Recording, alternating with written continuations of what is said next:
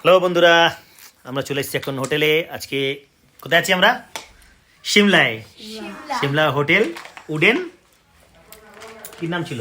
Hotel wooden, wooden কিছু নাম ছিল। যাই হোক, আমরা চলে এসেছি উডেন পার্ক।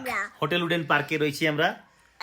সকালে দেখাবো, দারুণ ভিউ আসবে, বাট এখন রাত হয়ে গেছে, এখন দেখাতে পাচ্ছি না। ঠিক আছে, মামা আমি স্ট্রবেরি খাবো বলেছি, মামাকে স্ট্রবেরি কিনে দিয়েছি। ঠিক আছে, লিপসা স্ট্রবেরি খাচ্ছে, আর ড্রাগন ফ্রুট খেয়েছিল, ড্রাগন ফ্রুট ওকে কিনে দিয়েছি একটা আমি।